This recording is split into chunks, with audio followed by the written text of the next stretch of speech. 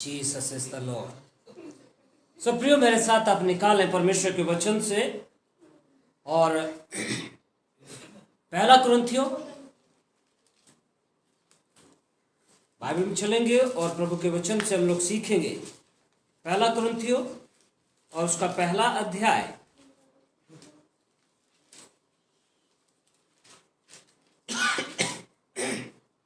26 पद से हम लोग पढ़ेंगे। सबको मिल गया? पहला कुरिन्थियों पहला अध्याय और उसके 26 पद से। जी, यहां पे ऐसा लिखा हुआ है, हे भाइयों, अपने बुलाए जाने को तो सोचो कि न शरीर के अनुसार बहुत ज्ञानवान और न बहुत सामर्थी और न बहुत कुलीन बुलाए गए, परंतु परमेश्वर ने जगत के मूर्खों को चुन लिया कि ज्ञानवानों को लज्जित करे, और परमेश्वर ने जगत के निर्बलों को चुन लिया कि बलवानों को लज्जित करे, और परमेश्वर ने जगत के नीचों और तुच्छों को वरन जो हैं भी नहीं उनको भी चुन लिया कि उन्हें जो हैं व्यर्थ ठहराएं, ताकि कोई प्राणी परमेश्वर के सामने घमंड न करने पाए। परंतु उसी की ओर से तुम यीशु मसीह में हो, और जो परमेश्वर की ओर से हमारे लिए ज्ञान ठहरा, अर्थात धर्म और पवित्रता और छुटकारा, ताकि जैसा लिखा है वैसा ही हो, जो घमंड करे वह प्रभु में घमंड करे। Thank you Lord, hallelujah. यहाँ पे जो हमने परमेश्वर के वचन में से पढ़ा है प्रियो, ये कहता है कि हे भाइयों, अपने बुलाए जाने को क्या करो? सोचना है। कई लोग प्रभु के बुलाए जाने को जस्ट ऐसे ही ले लेते हैं, उस पर ध्यान नहीं देते कि परमेश्वर ने मुझे बुलाया किस पर्पज के लिए है, किस मकसद के लिए बुलाया है, वो उस पर ध्यान नहीं देते। हम जैसे थे वैसे ही मसीह में आने के बाद भी वैसे ही करते चले जा रहे हैं, लेकिन इससे कुछ होने वाला नहीं है। एक चीज समझिए, परमेश्वर ने आपको बुलाया है कि जगत में आपके द्वारा वो कुछ कर दे, और यहां पे कहता है आपको इसलिए बुलाया गया है जबकि ना आप में सामर्थ है, ना आप विद्वान है, ना आप में कुछ है। यहां तक कि कहता है कि जिनका कुछ भी नाम नहीं था, जो वास्तव में कुछ है भी नहीं लोगों की नजर में, परमेश्वर ने क्या किया? उनको चुन लिया और उनको चुन करके अपने भवन में ले आया है। अपने भवन में ले आया है, और ले आया है किस मकसद के लिए? ले आया है इस मकसद के लिए कि ज्ञानवानों को क्या करे? लज्जित करे। बाइबल में देखो जरा पहले क्या लिखा हुआ वहां पे कि तुम्हें इसलिए बुलाया गया है, तुम अज्ञानियों को इसलिए बुलाया गया है कि तुम क्या करो? ज्ञानवानों को लज्जित करो। दूसरी बात कहता है, और परमेश्वर ने जगत के निर्बलों को चुन लिया कि बलवानों को लज्जित करे।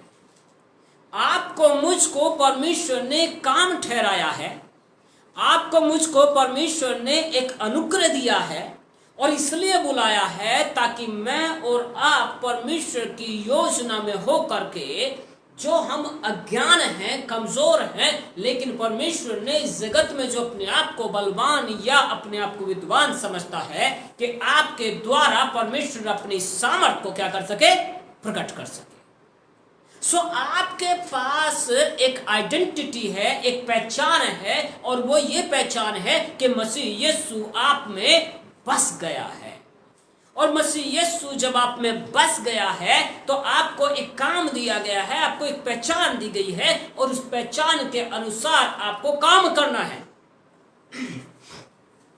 कभी कभी हम सोचते हैं कि शायद मैं ये कर नहीं पाऊंगा, लेकिन आप एक बात को ध्यान से देखने वाली बात है कि परमेश्वर ने आपको एक यूनिक तरीके से बनाया है।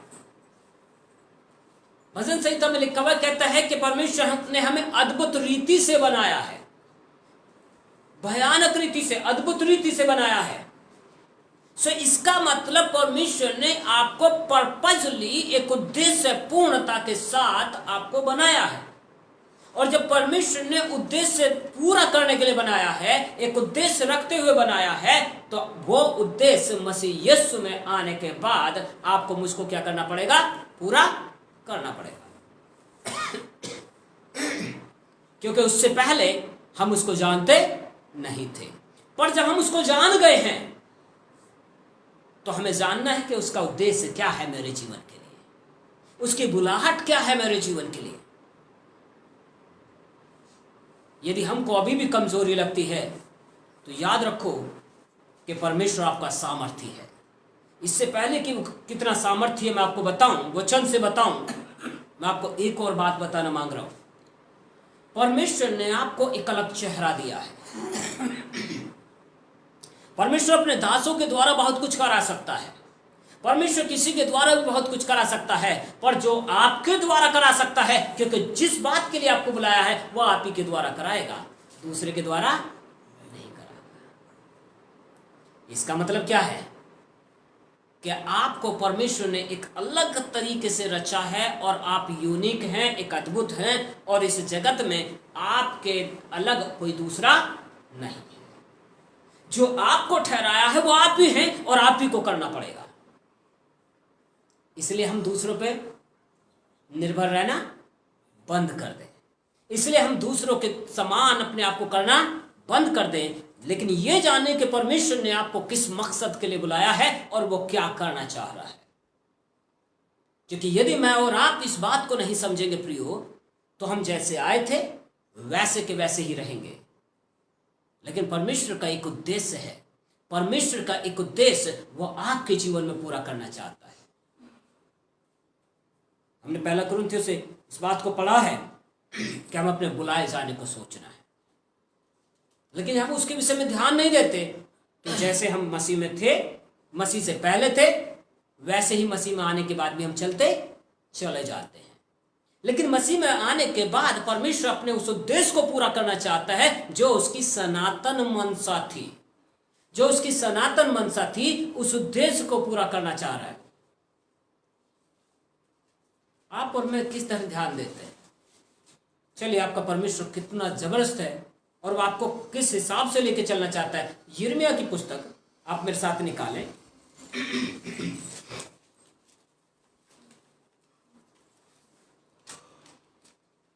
यिर्मयाह की पुस्तक को इसका 51वां अध्याय, यिर्मयाह 51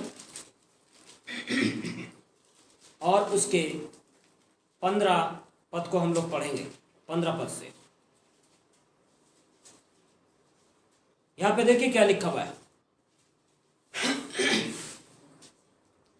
उसी ने पृथ्वी को अपने सामर्थ्य से बनाया और जगत को अपने बुद्धि से स्थिर किया और आकाश को अपनी प्रवीणता से तान दिया है।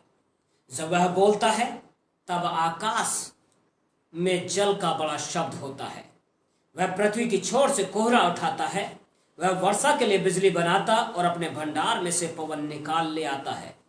वह सब मनुष्य पशु सरीखे ज्ञान रहित हैं। सब सोनारों और अपनी खोदी हुई मूर्तों के कारण लज्जित होना पड़ता है, क्योंकि उनकी ढाली हुई मूर्तें धोखा देने वाली हैं और उनके कुछ भी सांस नहीं चलती। वे तो व्यर्थ और ठट्ठे ही के योग्य हैं। जब उनके नष्ट किए जाने का समय आएगा तब वे नष्ट ही होंगी। यहां पे परमेश्वर का वचन क्या बता रहा है? परमेश्वर का वचन वो बता रहा है कि everything is created by your God and my God. हर एक चीज किसके द्वारा बनाई गई है? मेरे परमेश्वर और आपके परमेश्वर के द्वारा बनाई गई है। और परमेश्वर ने कैसे की है? उसने पृथ्वी को अपने सामर्थ्य से बनाया है। किससे बनाया? सामर्थ्य से बनाया है, किसी और तरीके से नहीं बनाया उसने। और वही सामर्थ्य कहीं और नहीं है। वही मृत्युंजय की सामर्थ्य किसमें काम करती है? यीशु को जिसने मुर्दों में से जलाया, वही सामर्थ्य मुझ में और आप में काम करती है। आगे क्या कहता है? और जगत को अपनी बुद्धि से स्थिर किया। हर एक चीज क्या हो गई? उसकी बुद्धि के द्वारा स्थिरता में आ गई। ऐसा नहीं कि आज दिखी कल नहीं है, लेकिन हर एक चीज क्या हो गई? सबकी सब स्थिरता में है, स्टैब्लिश्ड हैं, आगे कहता है, और आकाश को अपनी प्रवीणता से, अपने ज्ञान से क्या कर दिया उसने, तान दिया है। अब कैसे है वो जानता है, कोई नहीं जानता, लेकिन आकाश मुझको और आपको दिखाई देता है। और परमेश्वर ने उस पृथ्वी के ऊपर, जिसको उसने अपनी सामर्थ्य से बनाया है, आपको मुझको रखा है।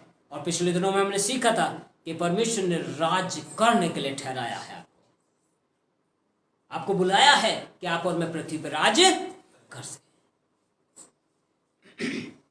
आगे कहता है, जब वह बोलता है तब आकाश में जल का बड़ा शब्द होता है। जब वो बोलता है तो हल्की सी जब बिजली कड़कड़ाती है, लोगों की हालत खराब हो जाती है, लेकिन वो तो सिर्फ परमेश्वर के एक हल्का सा शब्द है। उसके हल्के से शब्द से क्या होने लगता है, ऊपर का जल हिलने लगता है, बड़ा शब्द होता है। और उसके शब्द जो आता है कहां तक वार करता है, पूरे नीचे तक वार करता है।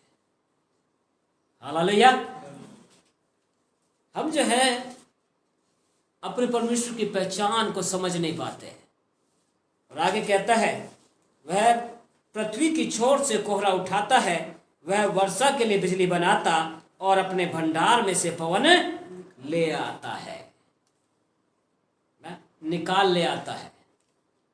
उसके पास में, इसका मतलब क्या है, हर चीजें उसी के स्टोर के अंदर है, उसके गोदाम में सब कुछ पाया जाता है, और जो चाहिए वो उसमें से निकाल के दे देता है। तो आपको जो परमेश्वर ने उद्देश्य दिया है, क्या उसको उद्देश्य को पूरा करने के लिए परमेश्वर आपके जीवन में कुछ न देगा? आपके जीवन का जो उद्देश्य है उसको पूरा करने के लिए परमेश्वर आपको, वचन कहता है, जब हम उसमें जाते हैं इफिसियों में, तब कहता है कि परमेश्वर ने हमारे अंदर अपनी इच्छा और काम और उसके करने की शक्ति भी हमारे अंदर डाल दी है। सो अपने उद्देश्य को पूरा करने के लिए क्या हमारे अंदर इच्छा और काम को नहीं डालेगा, हमारे अंदर उस शक्ति को नहीं डालेगा जिससे कि हम उसके उद्देश्य को पूरा कर सके? आमीन।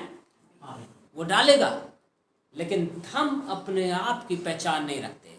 यहां तक कि हम अपने परमेश्वर की पहचान नहीं रख रहे हैं। जब परमेश्वर की पहचान नहीं रख रहे तो आपकी अपनी पहचान कहां से होगी? सो परमेश्वर की पहचान रखिए। उसी के द्वारा पृथ्वी को सामर्थ के द्वारा बनाया गया है। उसी के द्वारा उसने क्या किया, अपने सामर्थ, अपने प्रवीणता, अपने ज्ञान से इस समाज को क्या कर दिया है, इस सब को जो है स्थिर कर दिया है। और उसी के द्वारा परमेश्वर ने क्या किया है, अपने ज्ञान के द्वारा इस आकाश को तान दिया है प्रियो। और केवल ताना ही नहीं है, लेकिन वचन कहता है कि वह पृथ्वी की छोर से कोहरे को उठाता है। जब वो बोलता है तो क्या होने लगता है, जल, ऊपर का जल, नीचे के जल की बात नहीं, कहता है ऊपर का जल बड़ी जोर से साउंड करता है, और हल्की सी बिजली गिरे तो लोगों की हालत खराब हो जाती है।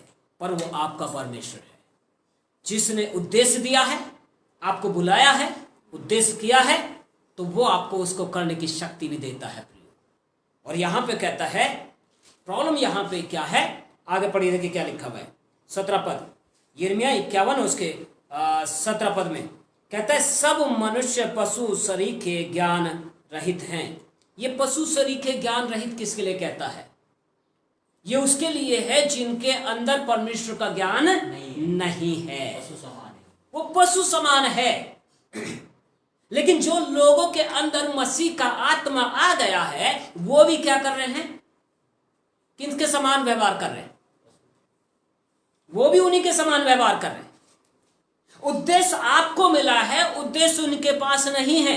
उद्देश्य आपके पास ठहराया गया है, और परमेश्वर ने आपको चुना है। जैसे मैंने अभी थोड़ी देर पहले कहा, आपको एक अलग यूनिक चेहरा दिया गया है, और जो काम आपके द्वारा परमेश्वर कर सकता है वो किसी और के द्वारा नहीं कर सकता, क्योंकि आपको एक स्पेसिफिक उद्देश्य के लिए, एक पर्पस के लिए ठहराया गया है। Think about yourself. अपने विषय में सोचे, अपने बुलाहट के विषय में सोचे, क्योंकि यदि आप अपने बुलाहट को भूल जाओगे तो प्रियो, शैतान तो खड़ा है फाड़ने के लिए। फिर परीक्षाएं और समस्याएं वो आपको ऐसा तांडव मचाएंगी कि आप कहीं के नहीं रह सकते। लेकिन अगर आप अपनी पहचान को समझ गए तो परमेश्वर आपको क्या करेगा, उठाएगा, उस उद्देश्य को पूरा करने की आपको शक्ति भी प्रदान करेगा। बेशक हो सकता है कि आज आप प्रार्थना नहीं कर पा रहे, हो सकता है कि आप कुछ नहीं कर पा रहे, लेकिन अगर आप अपने विषय में जान गए कि परमेश्वर ने आपको किसी पर्पज के लिए, किसी उद्देश्य के लिए ठहराया है, और आप समझ गए कि परमेश्वर वो परमेश्वर है जिसने सब कुछ बना दिया है, वो आपका पिता है, तो प्रियो आप उठोगे, आप बढ़ोगे। लेकिन प्रॉब्लम यही है, हम भी व्यवहार कैसा कर रहे हैं, पशु वाला। मतलब जो लोग प्रभु को नहीं जानते, हम भी वैसा ही व्यवहार कर रहे हैं। ठीक है, मुझे प्रभु ने चुना, मैं जो कर सकता हूं, मेरे को द्वारा जो परमेश्वर करा सकता है वो करवा रहा है, पर आपके द्वारा जो परमेश्वर करा सकता है वो मेरे द्वारा नहीं करा सकता। मैं लोगों को जाकर के सिखा रहा हूं, ठीक है, लेकिन आप किसी पड़ोसी को जाकर के, आप उसके घर में जाकर प्रार्थना कर सकते हो, पर आपके पड़ोसी के घर में जाके मैं नहीं कर सकता। समझ पा रहे? इसका मतलब यह है कि परमेश्वर ने विशेष उद्देश्य के लिए हम सबको रचा है, पर वो विशेष उद्देश्य जो बनाया गया है वो आप ही के लिए है।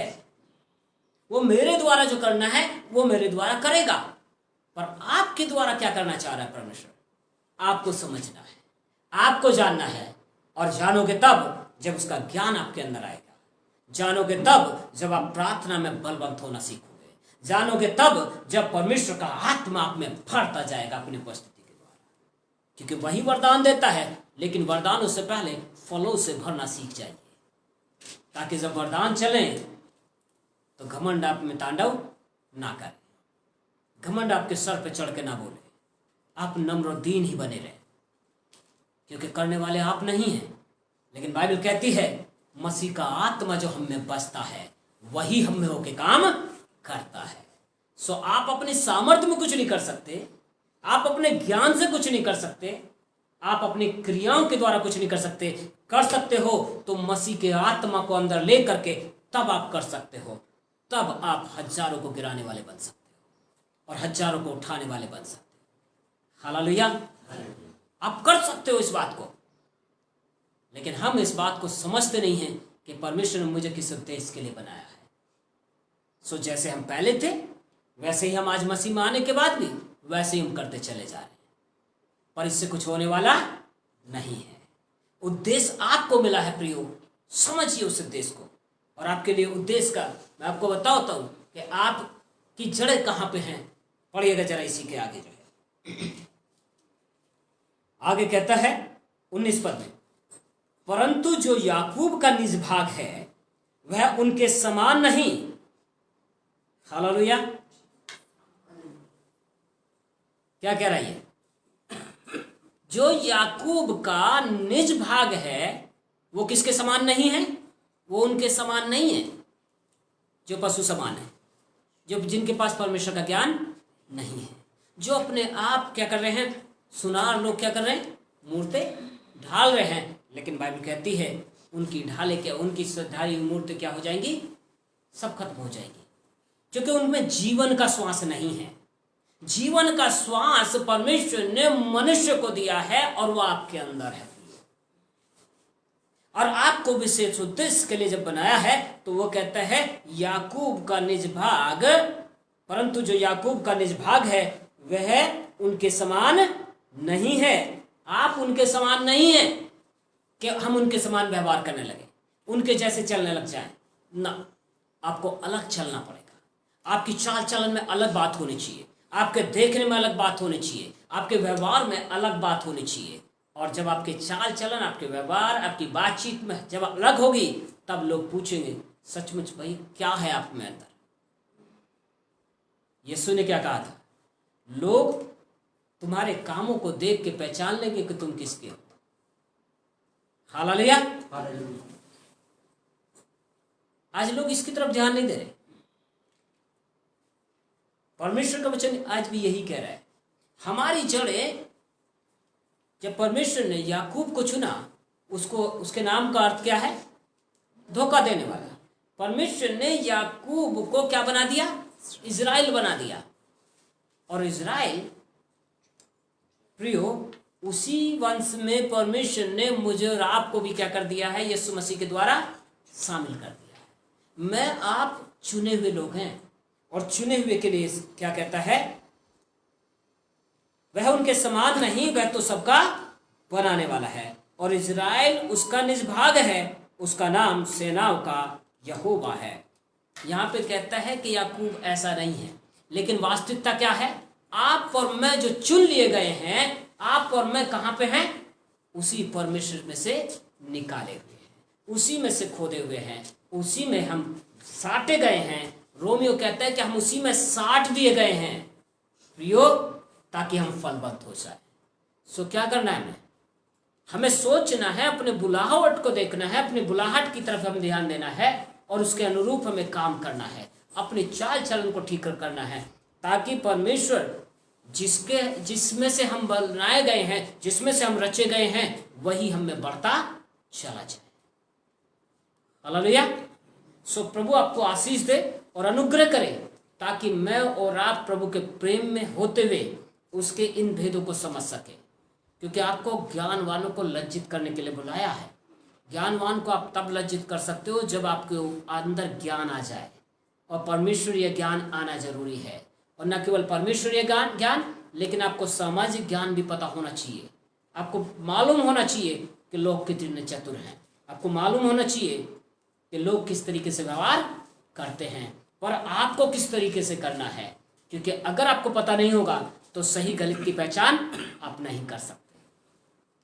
इसलिए जरूरी है कि हम परमेश्वर के इस नियम को समझें। परमेश्वर ने आपको विशेष उद्देश्य दिया है, और उसी की तरफ ध्यान रखें। अब वो आपके द्वारा जो कर सकता है, दूसरे के द्वारा नहीं कर सकता, चाहे कोई कितना बड़ा प्रीचर की ना हो, लेकिन आपके द्वारा परमेश्वर कुछ करना चाहता है। इसलिए अपनी बुलाहट को पहचानें, इसलिए उसके अनुसार चलें, और प्रभु माँ बढ़ते चले जाएं। आइए अपनी आंखों को बंद करें और प्रार्थना में चलें। महिमा में